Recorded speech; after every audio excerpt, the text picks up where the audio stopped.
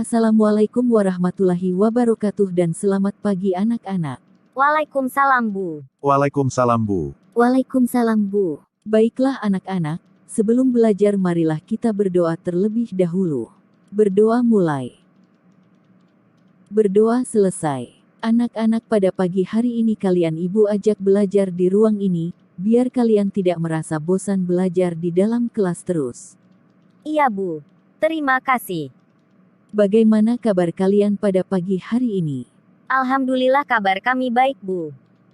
Siapa yang hari ini yang tidak masuk sekolah, anak-anak? Hernisa, Bu. Kenapa Hernisa tidak masuk sekolah, anak-anak? Hernisa sakit, Bu. Sehingga tidak masuk hari ini. Kita doakan semoga lekas sehat sehingga bisa masuk sekolah lagi.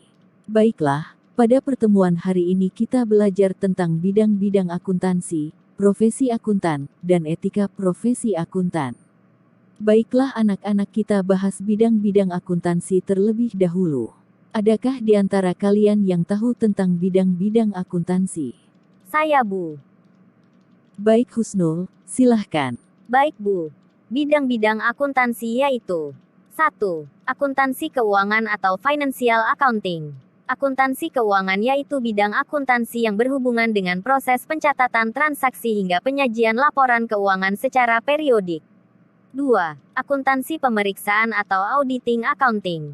Akuntansi pemeriksaan yaitu bidang akuntansi yang bertugas memeriksa laporan keuangan dihasilkan suatu perusahaan. 3. Akuntansi biaya atau cost accounting. Akuntansi biaya yaitu bidang akuntansi yang melakukan kegiatan perencanaan, penetapan, pencatatan, dan pengendalian biaya. Selain itu, akuntansi biaya membandingkan antara biaya sebenarnya dengan biaya taksiran yang disusun untuk merencanakan masa depan. 4. Akuntansi manajemen atau manajemen accounting. Akuntansi manajemen yaitu bidang akuntansi yang bertugas mengartikan informasi akuntansi dalam kegiatan operasional pada masa datang dan masa depan. Bidang ini juga mengkhususkan diri pada pengembangan informasi akuntansi untuk membantu manajemen dalam menjalankan perusahaan. 5. Akuntansi anggaran atau budgeting accounting atau data dari periode sebelumnya. Akuntansi anggaran yaitu bidang akuntansi yang menangani pembuatan rencana kerja perusahaan pada masa datang menggunakan data pada periode tertentu atau data dari periode sebelumnya. 6. Akuntansi perpajakan atau tax accounting. Akuntansi perpajakan yaitu bidang akuntansi yang mengkhususkan pada berbagai transaksi perusahaan berdasarkan peraturan perpajakan yang berlaku. 7. Akuntansi sektor publik atau public sector accounting. Akuntansi sektor publik atau akuntansi pemerintah yaitu bidang akuntansi yang khusus mencatat dan melaporkan transaksi organisasi pemerintahan dan organisasi non-profit lain.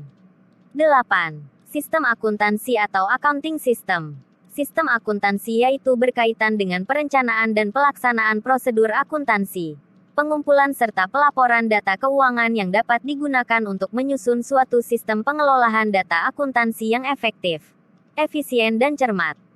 Ya, bagus sekali penjelasanmu Husnul tentang bidang-bidang akuntansi. Adakah di antara kalian yang tahu tentang profesi akuntan? Saya, Bu. Baik Vina, silahkan. Baik, Bu. Penyusunan laporan keuangan disiapkan oleh seorang akuntan. Akuntan adalah orang yang mempunyai keahlian dalam bidang akuntansi. Untuk menjadi seorang akuntan, lulusan sarjana akuntansi harus menempuh pendidikan profesi akuntan atau PPAK.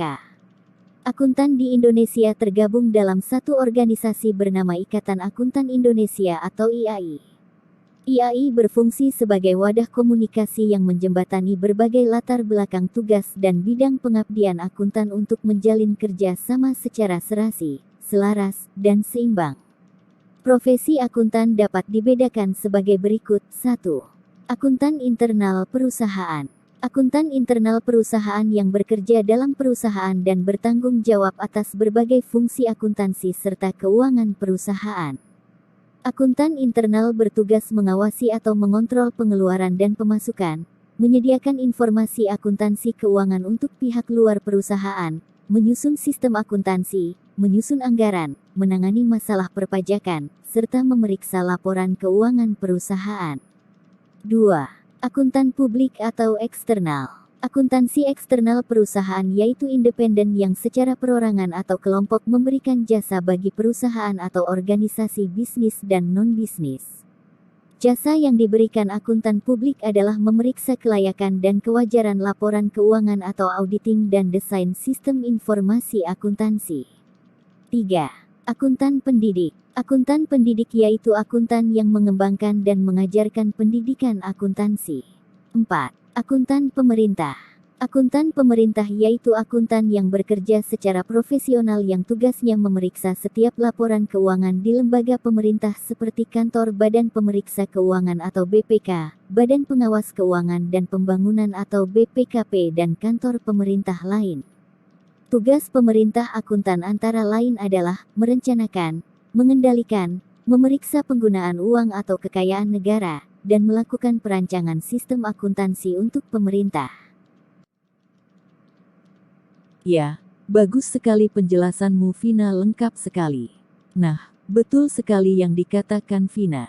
Profesi akuntan dibedakan menjadi 4 ya anak-anak, yaitu akuntan internal perusahaan, akuntan publik atau eksternal, akuntan pendidik, dan akuntan pemerintah.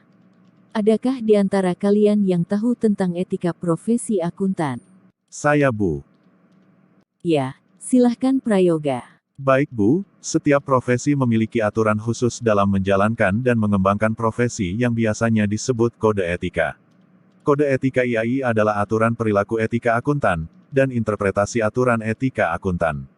1. Integrasi. Setiap anggota akuntan wajib mempertimbangkan moral dengan bersikap jujur dalam semua hubungan profesional dan bisnis. 2. Kompetensi dan kehati-hatian profesional.